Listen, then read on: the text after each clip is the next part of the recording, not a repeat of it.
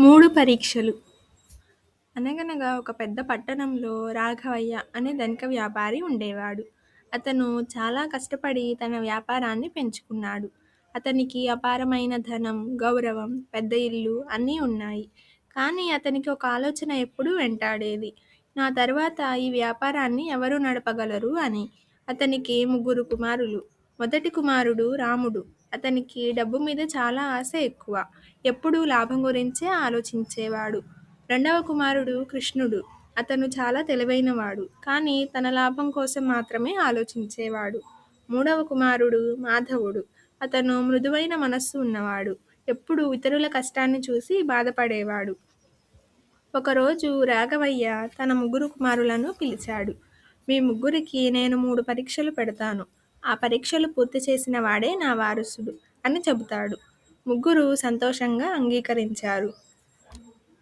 మొదటి పరీక్ష. డబ్బు విలువ. రాఘవయ్య ప్రతి కుమారుడికి ఒక బంగారు నాణెం ఇచ్చాడు. ఈ ఒక్క నాణెంతో ఒక రోజులో మీరు ఎంత లాభం సంపాదిస్తారో చూడాలి అంటాడు.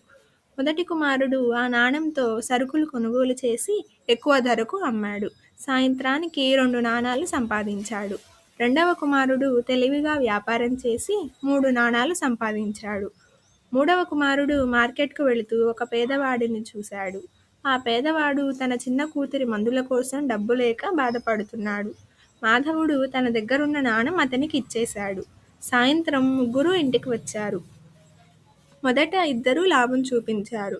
మూడవ కుమారుడు ఖాళీ చేతులతో నిలబడ్డాడు. రాఘవయ్య ఏమీ మాట్లాడలేదు. ఇది మొదటి పరీక్ష మాత్రమే అన్నాడు.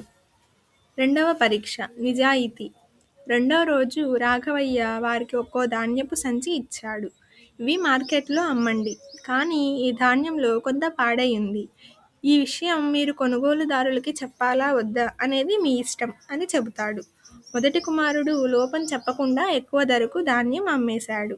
రెండవ కుమారుడు కూడా నిజం చెప్పలేదు. మూడవ కుమారుడు మాత్రం ఇలా అన్నాడు.